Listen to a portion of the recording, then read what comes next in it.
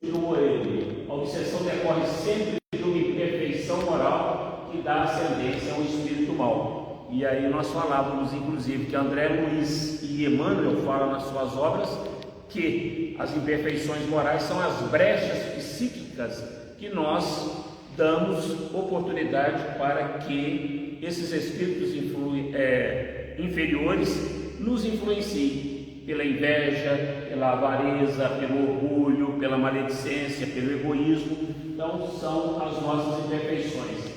Quase sempre a obsessão exprime uma vingança, porque muitas das vezes pode não ser. A obsessão pode ser simplesmente pelo desejo de nos fazer o mal ou de não nos deixar praticar o bem. E obsessão também, cobrança que bate às portas da alma, é um processo bilateral. Por quê? Porque existe o obsessor e existe o obsediado. E como nos dizia o Chico, o obsessor, na grande realidade, são os nossos credores. Nós somos endividados com eles. Por que eles querem se vingar? Exatamente pelo mal que nós fizemos a eles nas nossas vidas passadas. Só que pela benesse do esquecimento, quando a gente vem para uma nova reencarnação, a gente esquece daquilo que nós fizemos. No caso, a obsessão ela se dá somente pelos credores, ou pode ter algum espírito que vem aleatoriamente para poder também? Pode, é o que eu falei. Tem muito espírito que não está preso a nós por vingança, por nada, mas simplesmente pelo prazer de fazer o mal ou pelo prazer de não nos ver fazer o bem. Então eles nos influenciam, eles encontram os nossos pensamentos, os nossos sentimentos conectados com os deles e eles começam a nos influenciar. Mas não é que nós tenhamos feito alguma coisa para eles no passado. Então existem três tipos de obsessão: a kármica, que nós vamos espiar, nós temos a moral, e nós temos essa que é pelo desejo de fazer o mal, do obsessor, aqueles espíritos que são comandados na parte espiritual. Aí nós vimos que a influência espiritual, uma das formas de expressão da mediunidade, são 5 diferentes aspectos apresentados nas obras. Começa desde um assédio, que nós vimos, passa pelo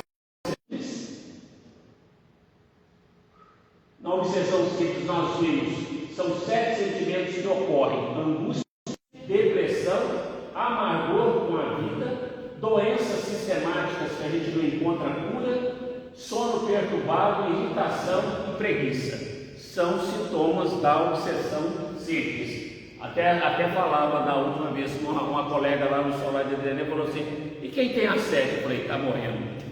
Brincando, lógico. Mas ela falou assim: Deus me livre, eu estou com quase tudo isso aí. Eu falei: então cuida. Essa sistemática tem aparecido muito, né? Que tem muita gente faz exame e não acha nada. Por isso Kardec fala no capítulo 5 do Evangelho: calma e resignação, os maiores antídotos contra a loucura e o suicídio. Calma naquilo que nós tivemos condições de alterar o curso da nossa história. Eu perdi o emprego, eu vou me suicidar por causa disso?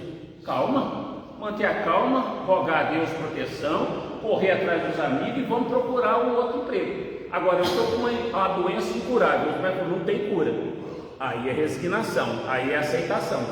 É o bem e o mal sofrer que nos ensina o Evangelho, sem blasfemar contra as leis de Deus. Porque enquanto está tudo bem na nossa vida, a gente acredita em Deus, a gente ama, mas vem uma doença aí na família, um ente querido, ou na gente. Mas por que comigo? Ah, quer dizer que com o vizinho pode, comigo não. Então somos nós ainda com as nossas imperfeições. Então por isso que nós temos que ter essa cautela. Aí depois nós temos a subjugação, e aí nós falamos como diferenciar a subjugação da obsessão simples.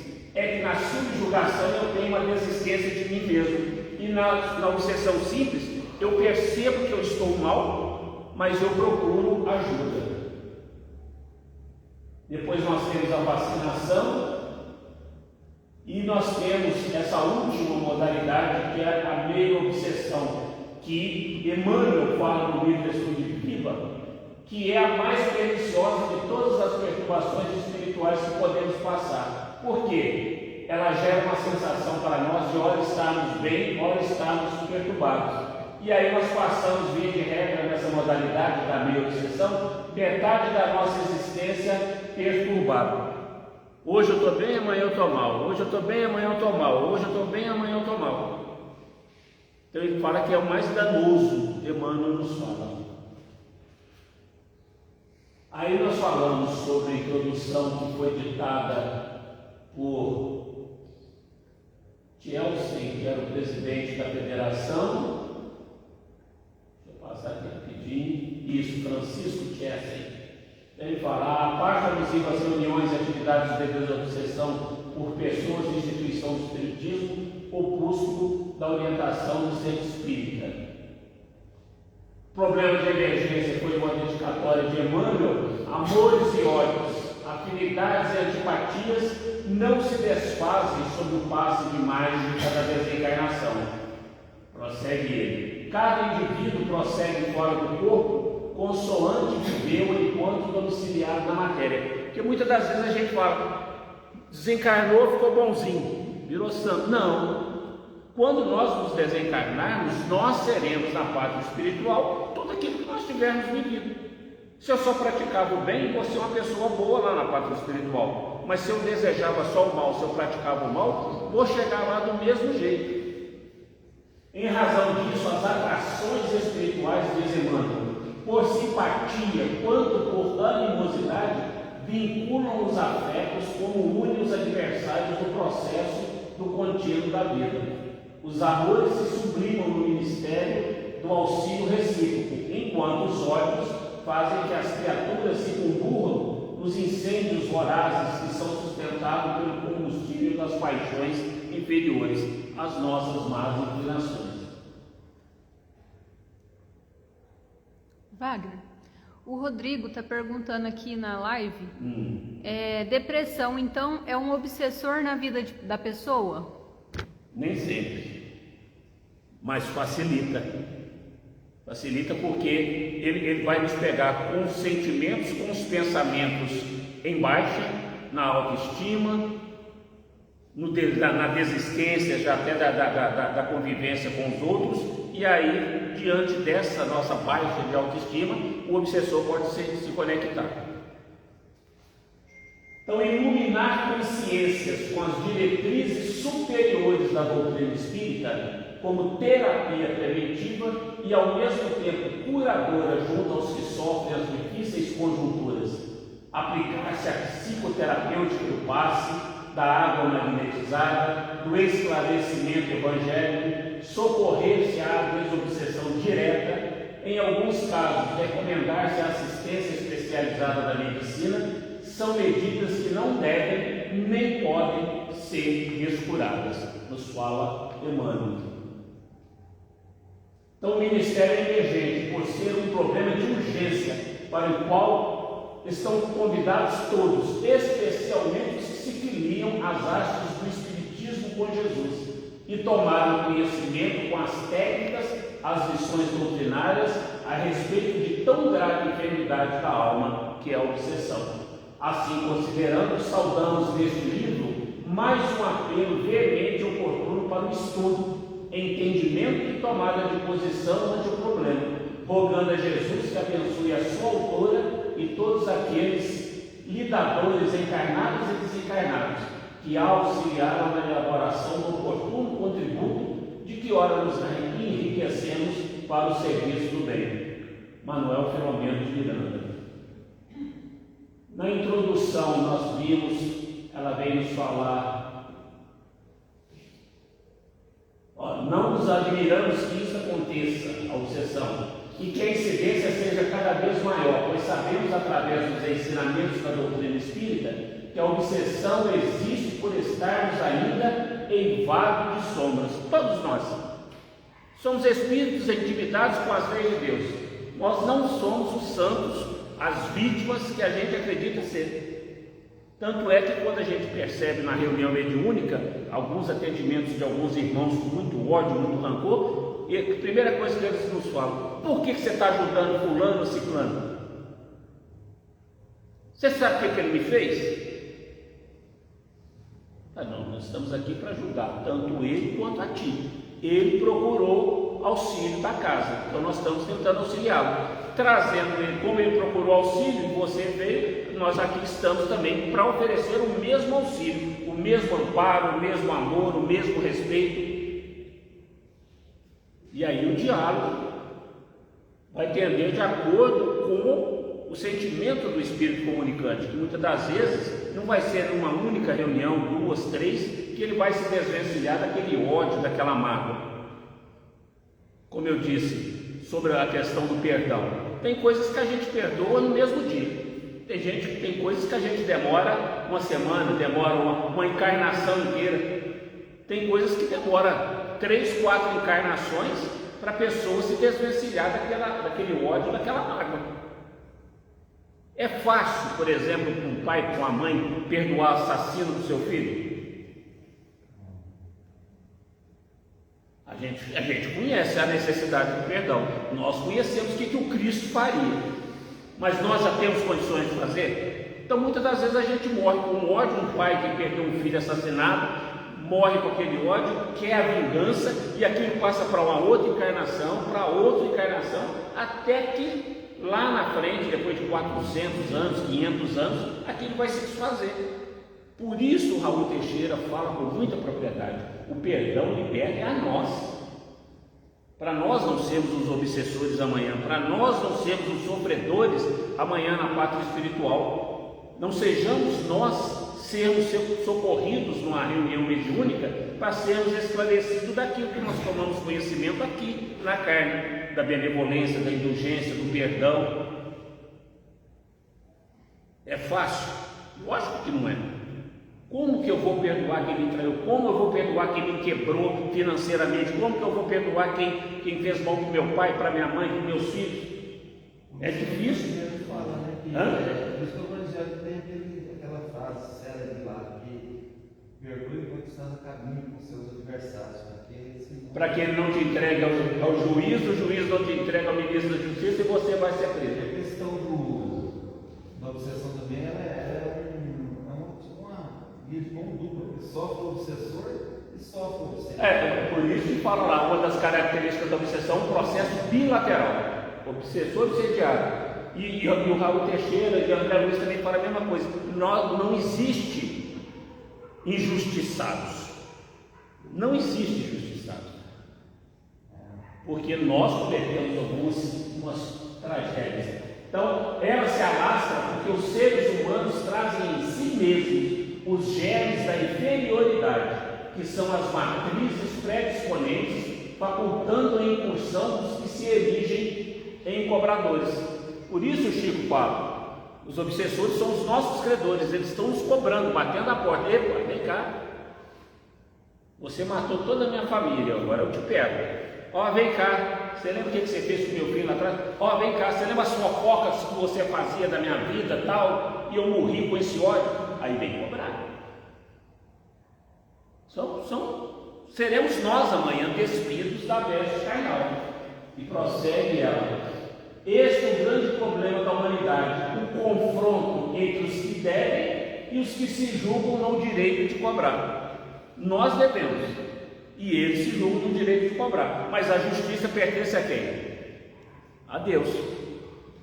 E é aí que nós vamos esclarecê-los na reunião mediúnica. Meu irmão, não agrave ainda mais a sua situação. Eu estou te dizendo hoje o que eu já tenho conhecimento e o que eu gostaria de estar ouvindo se eu estivesse no seu lugar. Se liberta disso para que você não assuma compromissos maiores. E esse diálogo tem que ser com afeto, com carinho, com sinceridade, porque o Espírito sabe aquilo que se passa no nosso sentimento, no nosso pensamento. Não adianta a gente querer posar de bonzinho para ele sem estar com aquele sentimento realmente de auxílio no diálogo. Por isso que a parte da moralização do médium é importante, porque os Espíritos falam: você está falando uma coisa que você não faz. Que você não faz, exatamente. Foi o que eu já você vai esclarecer uma entidade que está ali igual um dia, 24 horas te observando. Aí você fez lá uma coisa errada, aí você vai falar uma coisa para ele, e vai falar assim: mas Você fez isso daqui a um tempo atrás. Quem é você para me falar alguma coisa? Já aconteceu e acontece constantemente em todas as casas nas reuniões mediúnicas. Eu já tive a oportunidade de presenciar um diálogo, o espírito comunicante falar para o dialogador: você não perdoou seu irmão, como é que você vem falar para mim de perdão? Aí o outro, certa feita, estava dialogando também com o irmão, aí ele falou assim: mas essa casa aqui, esse lugar aqui é muito parado, vocês não têm umas músicas, uns atabaques? Não, meu irmão, aqui é um centro espírita, mas aqui o dialogador falando, mas aqui a gente é kardecista, o centro que você estava querendo ir é de Umbanda, tal, aí tem atabaque e tal, aqui não tem isso. Ah, mas isso aqui é muito parado, você não tem aí um biritim para me dar não? Lembra direito, biritim para me dar não? Ele falou, não, eu não bebo. Você bebe sim, eu já vi você lá na sua casa bebendo. E aí? Ô, Wagner, aconteceu já um tempo atrás, na casa do vô, um doutrinador estava conversando. Aí o Espírito falou, vou ficar uma semana observando você, depois eu volto. A sorte do médico era, como se vou falar, ele era moralizado. Aí o Espírito voltou e falou assim, então, eu vi todo o trabalho que você fez de assistência, você fez sopa, você fez visita, você fez aquilo. Pela sua conduta, eu consegui. Porque se fosse outro, talvez não conseguia despertar o Espírito, porque o trabalho que ele fazia de assistência, que o Espírito... Exatamente, eles ficam à espreita. Muitas das vezes os obsessores nossos, aqueles que nós fizemos mal, chegam aqui, ué, mas Wagner está lá na casa espírita, está fazendo sopa, está ajudando, está tentando fazer isso, então vou ficar aqui de espreita. Esse não é aquele Wagner que fez tanto mal no passado, não. Mas vou ficar aqui na espreita. Se ele escorregar, porrete nele. É assim, eles ficam vigiando, eles têm todo o tempo do mundo. E o sofrimento é tão grande no caso da obsessão que já vi várias vezes em trabalhos, né? O Espírito às vezes está dialogando com ele e fala, olha, tem mais de 300, 400 anos que eu estava calculando ele, agora se eu achei, você quer que... Exatamente, esse é o diálogo. Eu demorei tanto tempo para encontrar, vocês querem me atrapalhar? Você imagina um Espírito que está 200, 300 anos procurando a luz. E fica. Mas fica. É difícil. Por exemplo, um fato desse para a gente refletir, para que a gente não se torne um desses. Exatamente. A gente mudar agora enquanto é tempo, perdoar enquanto é tempo, amar enquanto é tempo, a gente não se tornar um obsessor, porque podemos cair numa condição dessa. A Joana de Pequenos Anjos deslizes por pequenas atitudes. Eu não lembro qual é o livro. A Joana de Anjos fala que o esclarecedor, esclarecendo o espírito, tem que colocar em prática aquilo que ele está falando. E é verdade, porque senão eu vou ficar falando, faço o que eu falo, mas não faço o que eu faço. Então nós temos que nos moralizar. E para que atinjam os seus objetivos, utilizam-se de inúmeros métodos, buscando o acerto de contas. A doutrina espírita desvendou-nos os dramas que se desenrolam entre as duas humanidades, a dos encarnados e a dos que estão na espiritualidade, presos ainda ao passado. Este é o problema que analisamos neste livro, o entrechoque das paixões que os homens cultivam em larga escala e que dão origem à obsessão, às nossas imperfeições morais, às nossas fraquezas. Por isso Kardec elenca lá no capítulo 17 do Evangelho uma série de atitudes que nós devemos tomar para que nós possamos ser considerados homens de bem. Reconhece-se o verdadeiro espírita, o verdadeiro cristão, pelo esforço que faz em domar as suas más inclinações. Nós fazemos.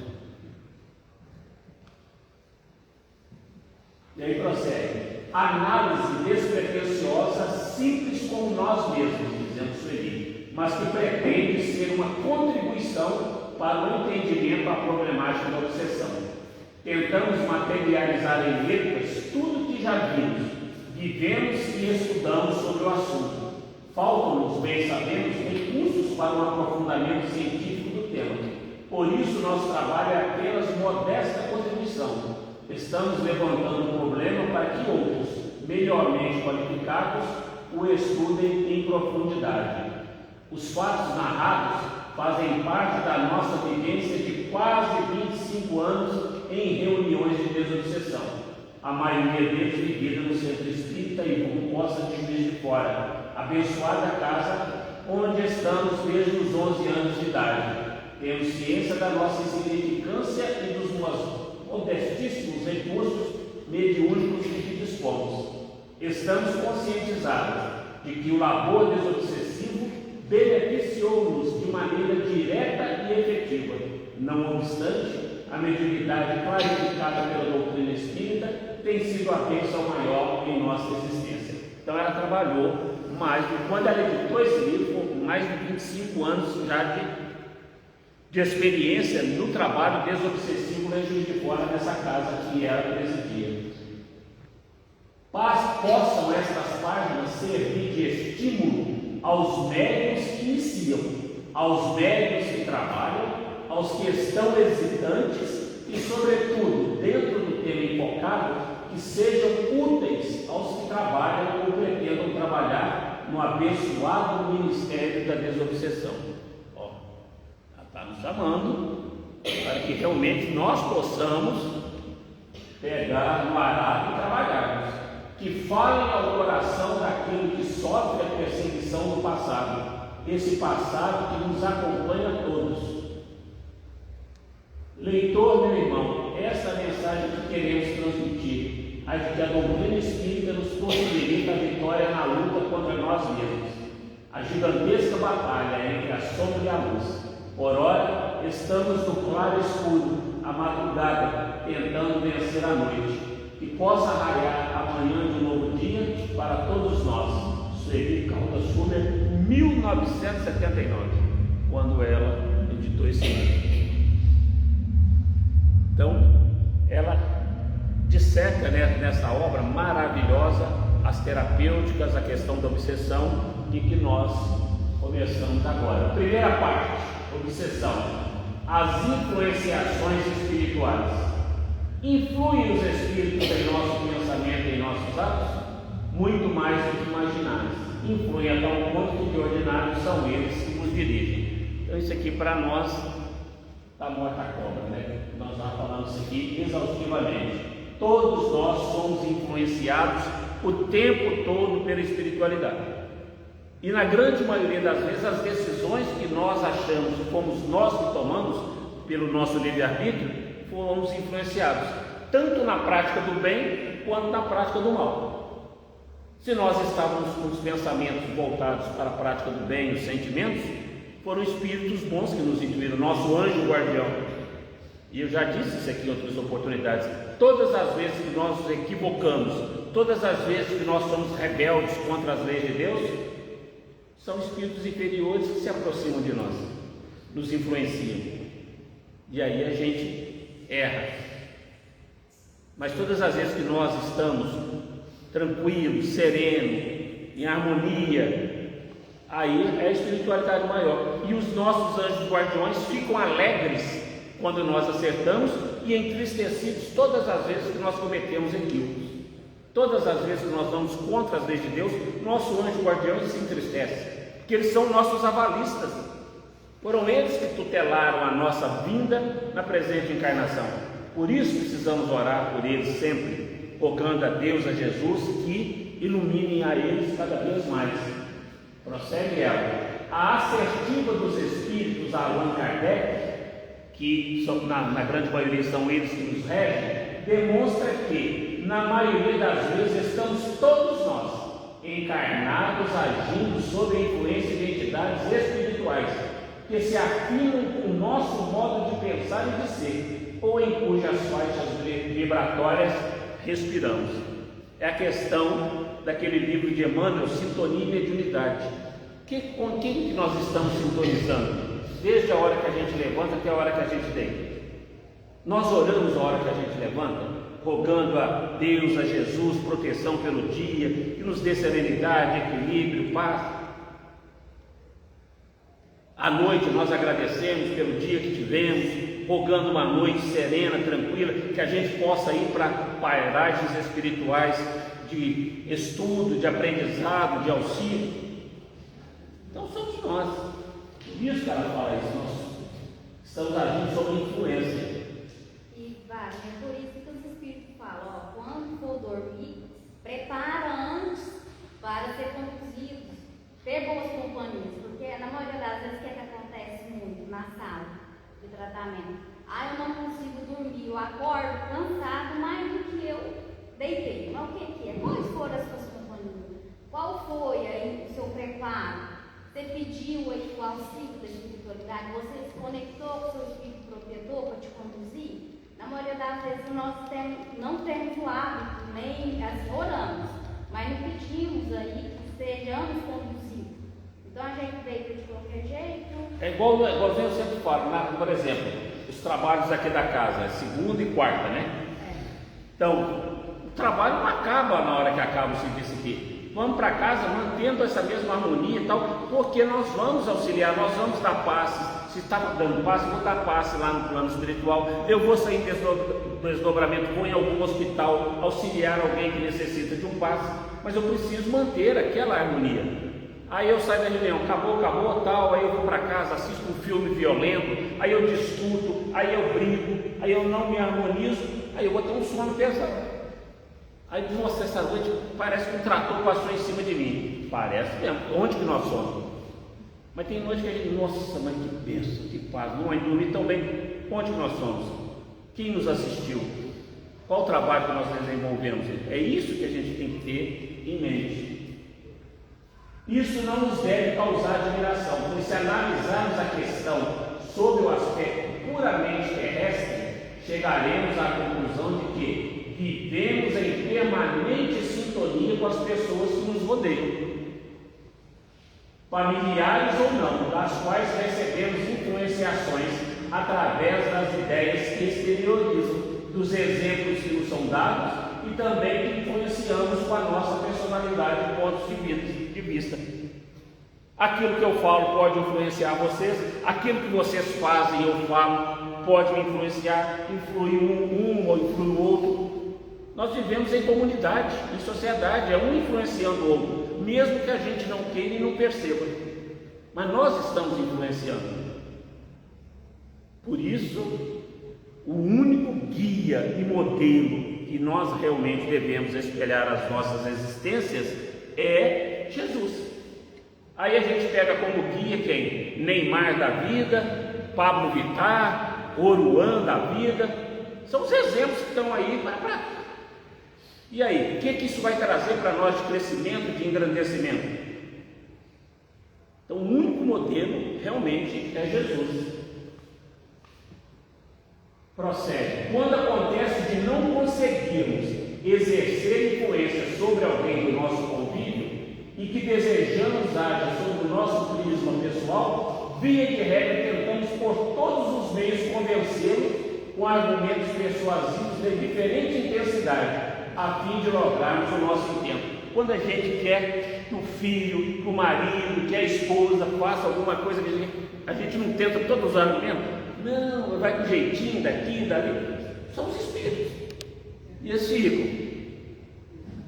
Vão batendo na tecla.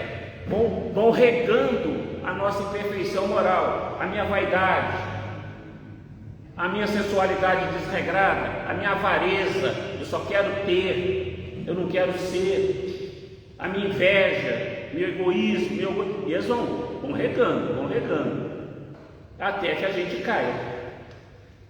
Natural, portanto, ocorre o mesmo com os habitantes do mundo espiritual, já que são eles os seres humanos desencarnados, não tendo mudado pelo simples fato de deixarem o invólucro carnal, a sua maneira de pensar e as características da sua personalidade. A minha personalidade, o jeito que eu sou, o jeito que eu ajo, o jeito que eu penso, o jeito que eu sinto, serei eu amanhã quando eu desencarnar.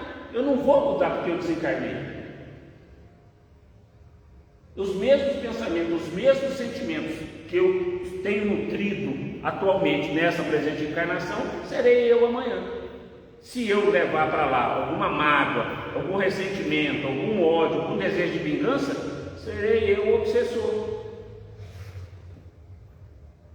Por isso, a cautela tem que ser muito grande. Assim, vamos encontrar desde a atuação benéfica de benfeitores e amigos espirituais que buscam encaminhar-nos para o bem, até os familiares que, vencendo o túmulo, desejam prosseguir gerindo os membros do seu clã familiar, seja com bons ou maus intentos, bem como aqueles outros a quem prejudicamos com atos de maior ou menor gravidade, nesta ou em anteriores reencarnações, e que nos procuram no tempo e no espaço para cobrar a dívida que contraímos.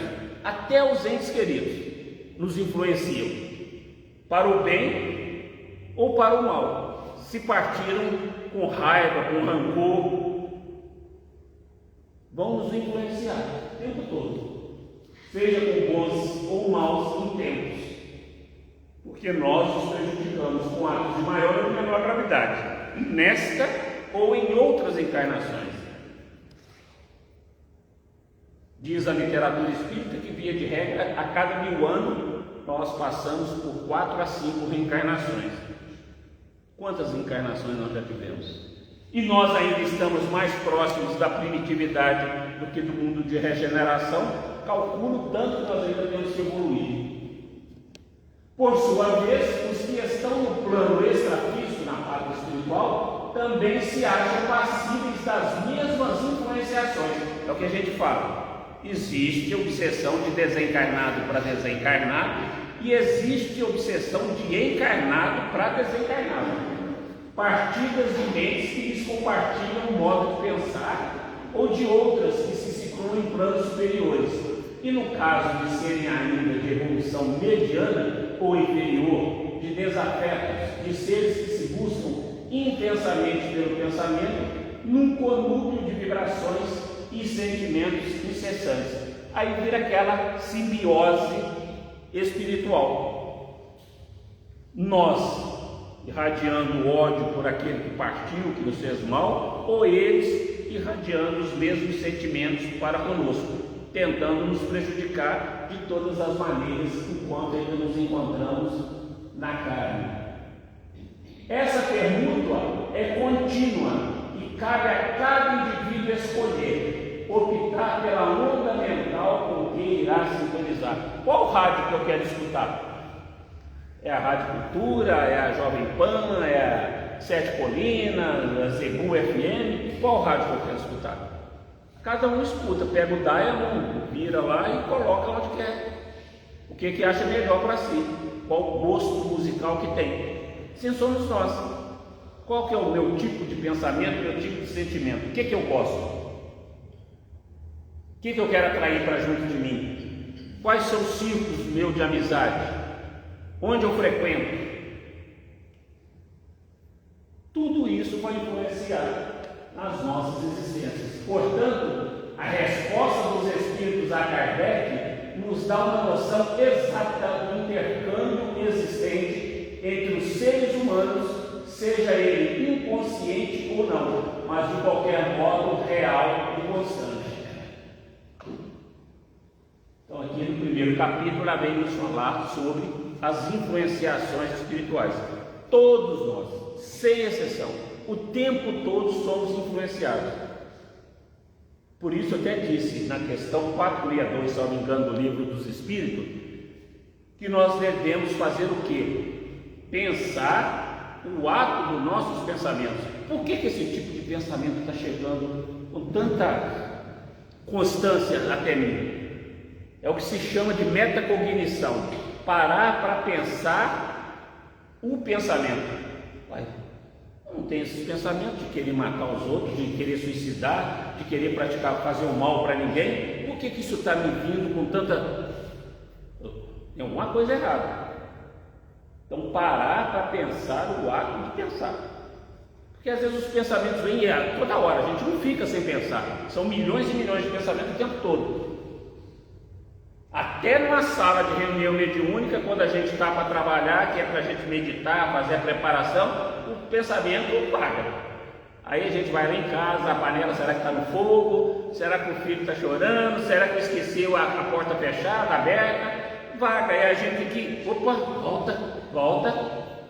Por isso a necessidade dos médios de sustentação, para poder ficar ali vibrando. Mesmo assim os médios de sustentação também, devagar. Somos nós, gente, nós não aprendemos ainda a meditar. E Joana de Anjos fala isso na 6ª obra dela, para que ela ditou para, eu esqueço o nome, para o Divaldo, que nós precisamos aprender a meditar para nós nos autoconhecermos.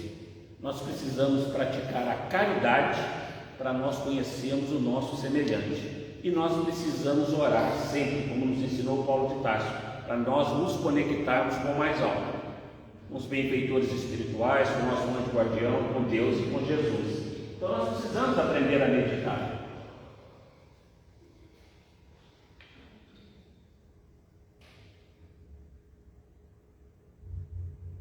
O Wagner, eu estava lembrando uma vez de um trabalho que teve na outra casa ali, e o irmão manifestou falando assim: eu não aguento mais ela é teimosa, eu fico tentando fazer ela não vir e ela vem.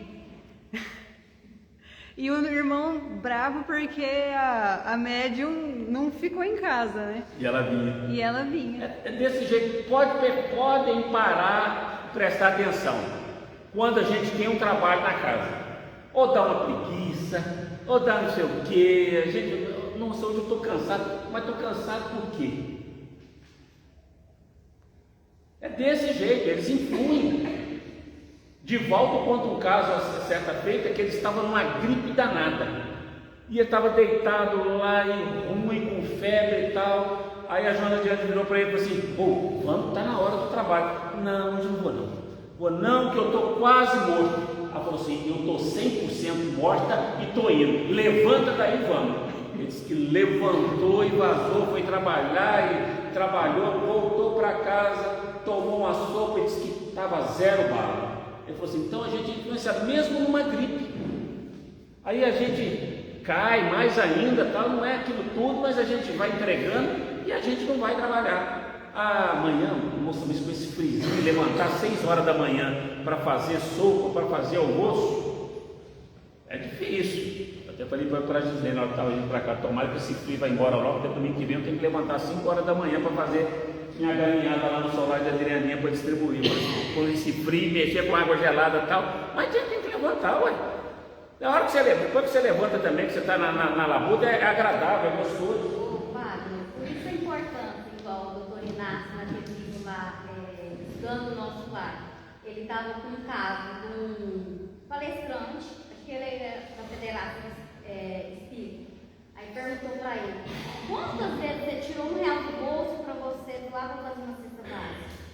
Quantas sopas você participou? Quantos passes você já aplicou? Já aplicou. Aí ele ficou envergonhado, porque conhecimento ele tinha, mas a vivência da prática ele não Nada. tinha. Aí ele falou assim: eu preciso reencarnar, mas agora com a sua orientação que você está me passando, agora eu estou bem preparado. Porque todos já tinham tentado, mas ninguém tinha conseguido fazer ele entender que não adianta só o conhecimento, sem a vivência da prática e de em busca de auxiliar o próximo. É o que Kardec fala na questão 685 do Livro dos Espíritos. É a nossa moralização, é a educação não dos livros, mas é a nossa educação moral, de mudança de comportamento, mudança de hábito, da gente realmente sermos pessoas melhores. A importância da gente se conhecer no período do trabalho, no pós do trabalho. Qualquer coisa que não seja do seu normal, do seu ritual, é algo diferente. Então faz uma reflexão, Exato. Faz uma oração, convida para vir para casa, para o trabalho. É de suma importância para que a gente tenha esse equilíbrio. A gente nos conhecer, os sintomas que a gente tem, as reações, as sensações, para a gente poder estar auxiliando a eles para que venham também. E não queira tirar nós do caminho. É necessário sempre que após o encerramento da reunião mediúnica, após a prece, faça-se uma avaliação da manifestação que ocorreu, como é que o médium se sentiu, o que foi que ele percebeu de diferente, porque, gente, É igualzinho a Sueli fala, quando ela editou o livro em 79, 25 anos de trabalho de desobsessão. Nenhuma reunião vai ser igual a outra, é igualzinho digital. Não existe duas digitais iguais, não existe duas reuniões mediúnicas iguais, não existe duas manifestações iguais. Cada espírito comunicante traz as suas dores, traz as suas mazelas. Seremos nós amanhã trazendo as nossas angústias. A mãe que morreu, deixou filhos pequenos, 4, 5 filhos pequenos, está lá preocupada. Aquele que desencarnou num acidente automobilístico, está lá preso nas ferragens e ainda não se deu conta que já desencarnou, que está na parte espiritual, que precisa de socorro, ou suicida. Então, é difícil, mas é um trabalho extremamente gratificante. Extremamente gratificante. Quem tiver disponibilidade para trabalhar, para estudar, faça, não perca essa oportunidade. Então, companhias espirituais. Criando imagens políticas, o pensamento se reflete no envoltório perispírito, como num espelho. Toma nele corpo e aí, de certo modo, se fotografa. Desse modo é que os mais secretos movimentos da alma repercutem no envoltório fluídico, que uma alma pode ler noutra alma como num livro e ver o que não é perceptível aos olhos do povo. Está lá em Gênesis capítulo 14, 35. Os espíritos conseguem fotografar aquilo que nós queremos esconder de nós mesmos e vem para junto de nós. Por isso a obsessão, influenciam, eles têm todo o tempo do mundo. Nós vimos, começa com assédio, um cutucãozinho, depois ele influencia de uma certa forma, uma obsessão simples, depois vai para a subjugação, depois vai para a fascinação, e aí a gente já não toma conta mais dos nossos atos. Aí é eles que estão nos dirigindo. E eles são muito inteligentes, né? Eles têm todo o tempo do mundo. Então, há uma simples vibração do nosso ser, há um pensamento emitido, por mais secreto que nos pareça, evidenciamos de imediato a faixa vibratória em que nos situamos, que terá pronta repercussão naqueles que estão na mesma frequência vibracional. Assim, atrairemos aqueles que comungam conosco e que se identificam com a qualidade da nossa emissão mental. Pus até grifei ali, coloquei maior ali. Somos nós. Eles captam aquilo que nós estamos pensando e aquilo que nós estamos sentindo. A nossa raiva, o nosso ódio. E aí eles cutucam. Não, vai lá. Pega o Reinildo lá, te mamou, te ofendeu, quebra a cara dele. Deixa passar barato, então vinga, bobo. Pega você num dia atravessado e depois fala, nossa, mas que bobagem, o que eu fui fazer? E aí a gente olha que põe a cabeça no travesseiro, muitas das vezes, a gente, mesmo durante o dia, com um colega, com um familiar, chega em casa, tem hora que você põe a cabeça, poxa, hoje eu fui grosso, eu fui ácido, fui mal educado, devia ter feito aquilo e tal. É a nossa consciência nos cobrando. Através desse processo, captando as nossas intenções, sentindo as emoções que exteriorizamos, e lendo os nossos pensamentos, é que os espíritos se aproximam de nós e não raro passam a nos dirigir comandando nossos atos, e aí nós achamos que somos nós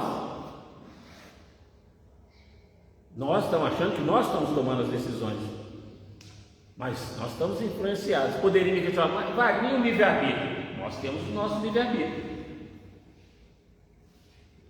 mas nós estamos usando ele para o nosso autoconhecimento, para a mudança de comportamento, para que a gente possa realmente sermos benevolentes, indulgentes e perdoar. Aí que está a questão. Isso se dá imperceptivelmente, a gente não percebe. Afinizados conosco, querendo e pensando como nós, fácil se torna a identificação, ocorrendo então que passamos a agir de comum acordo com eles, certos de que a sua é a nossa vontade, tal a reciprocidade de sintonia existente. Aquela verdadeira simbiose, já não somos nós mais que pensamos. Eles é que emitem os pensamentos e nós captamos e fazemos aquilo que eles querem que façamos. Não entraremos na questão do livre-arbítrio, sobejamente conhecida dos espíritas. Sabemos que a nossa vontade é livre de aceitar ou não essas influenciações, que a decisão é sempre de nossa responsabilidade individual. Por isso a importância da gente nos conhecer. Sentiu algo diferente, faz uma reflexão. Por que eu estou pensando? Por que eu estou pensando nisso? Por que me veio esse sentimento? Eu te orar e vigiar. É aí que está o equilíbrio. Orar e vigiar. Não deixa se influenciar. O que o Cristo nos ensinou? Oração e jejum. O jejum, muitas das vezes as pessoas pensam que é da boca, mas não é. É o jejum das paixões inferiores que ainda nos atormentam. É o Wagner jejuar da falta de paciência no trânsito.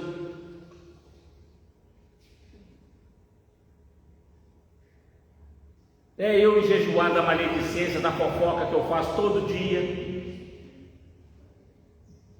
da inveja, do orgulho, do egoísmo. É isso que o Cristo nos ensinou.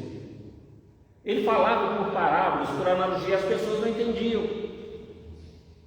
Como até hoje não entendem. Quando o Cristo disse, dai a outra face, mostrai a outra face, não é virar a cara para apanhar do outro lado, é mostrar a nossa face superior, que aquilo que aquela pessoa está fazendo conosco não nos atinge. Nós estamos com dó dela, com comiseração, que nós vamos orar por ela, para que ela mude as suas vibrações.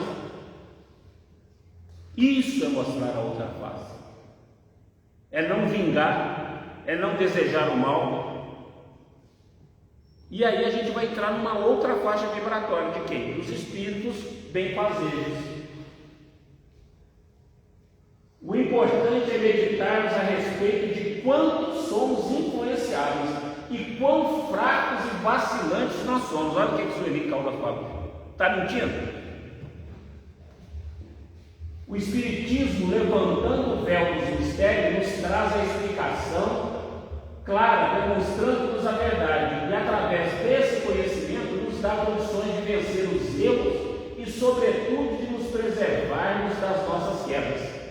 Fácil é, pois, aos espíritos nos dirigir. Isto acontece com os homens em geral, sejam eles médios ostensivos ou não. Todos nós somos influenciados. Por isso, Camille Flammarion, Alexander Aksakov, Cesário Lombroso, Ernesto Bozano, eles estudaram o Espiritismo e o espiritualismo, demonstrando que existe imortalidade do espírito, demonstrando que existe reencarnação.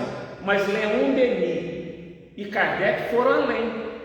Leon Denis e Kardec estavam preocupados em saber da nossa psique. Por que os espíritos sofriam tanto na erraticidade? Só a pequena parcela eram de espíritos felizes. Por que acontecia aquilo? Aí na reunião mediúnica é que nós temos esse conhecimento. Por que é? Nas reuniões mediúnicas a gente tem visto.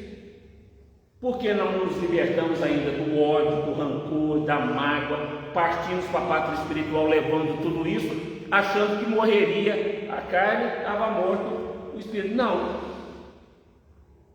Morta a cobra, morto o veneno, mas morto o ser humano, morto só o corpo. O espírito prossegue com as suas vicissitudes, com as suas dores, com as suas angústias, com as suas bênçãos que praticou.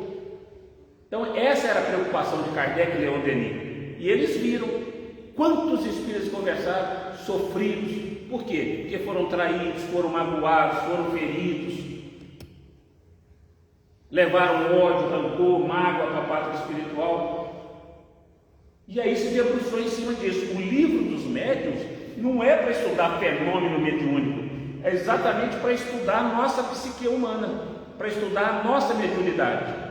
Por isso ele fala no item 159 do livro dos médiuns, que todos nós somos médiuns, raros aqueles que não possuem rudimentos de mediunidade. Mas na acepção em lato sensu, realmente médiuns são aqueles que produzem o fenômeno da psicografia, da cura, da clarevidência, da clareaudiência, da psicografia. Então fácil é, pois, aos espíritos dirigir. Isso acontece com os homens em geral, sejam eles médiuns ostensivos ou não. É que, como médiuns, todos somos sensíveis a essas aproximações e ninguém há que esteja absolutamente livre de influenciações espirituais. Escolher a nossa companhia espiritual é de nossa exclusiva responsabilidade. Somos livres para a opção. Nós já temos conhecimento. O que eu quero? Quem que eu quero junto de mim? A vantagem do médium ostensivo é que ele capta pensamento e sentimento. Fácil. Então, porque o médium é médium não só na reunião mediúnica, mas 24 horas. Ele está sentindo a presença, a aproximação do espírito, que está dialogando com ele, que está influenciando. E aí ele tem como travar uma comunicação com o espírito. E já vimos que a comunicação que o médium trava com o espírito não é pela boca, é pelo pensamento. Capítulo 8 do livro dos médiuns. Pensamento e vontade é o que rege o universo. No passado, sabendo hoje, escolhemos o lado das sombras, trilhando caminhos tortuosos, tentadores e que nos pareciam belos. Somos nós, desde a época do Cristo. Desde a época do Cristo, fazendo bobagem.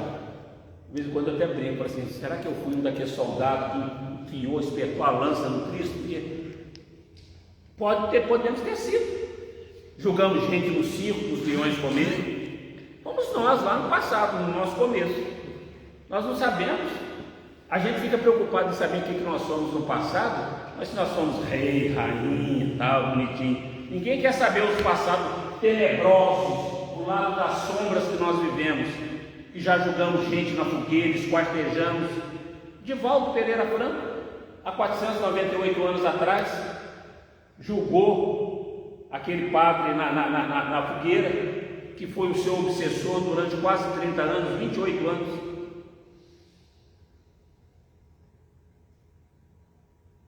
Imagina o que sobra para nós. Chico foi obsediado até o seu desencarne, porque os espíritos inferiores não queriam que ele praticasse o bem, que ele não praticasse a caridade, que ele não exercitasse a sua missão. Queriam, porque queriam de todas as formas derrubá-lo. Não conseguiram. 80% dos espíritos que iniciaram perturbando Chico, depois no decorrer da sua trajetória missionária,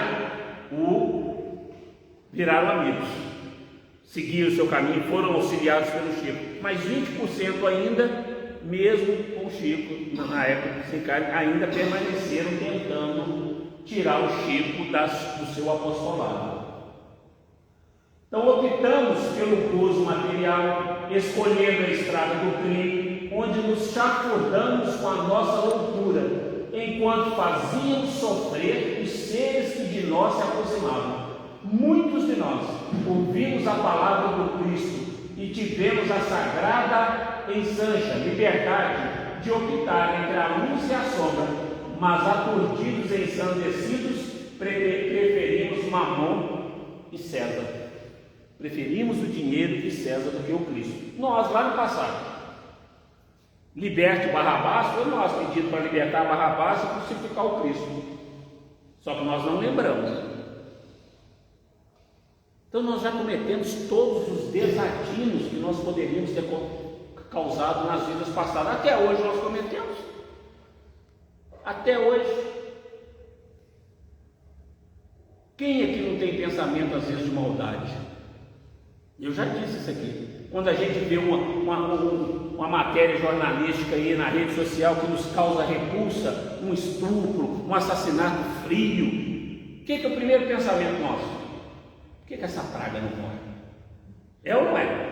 É a primeira coisa que vem à cabeça da gente. O Cristo diria isso? Ou é um irmão doente que necessita de tratamento, de auxílio para que ele possa se recuperar, tal.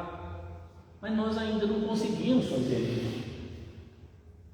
Após essa desastrosa decisão que repercutiria em nosso mundo íntimo, em tragédias de dores, acerbas e sofrimentos prolongados pelos séculos afora, fomos rolando, quais seixos levados pela caudal de águas turbilhonantes, como areia levada pela água, tendo junto a nós aqueles que elegemos como companheiros de jornada, até que chegamos finalmente ao porto seguro do Consolador, o Espiritismo.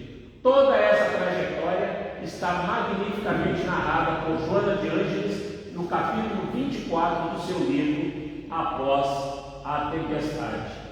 E ela nos adverte de que já não há mais tempo a perder. Estes são os momentos em que deveremos colimar realizações perenes. Para tanto, resolvamos-nos em definitivo a produzir em profundidade, acercando-nos de Jesus e por ele nos deixando conduzir até o termo da jornada.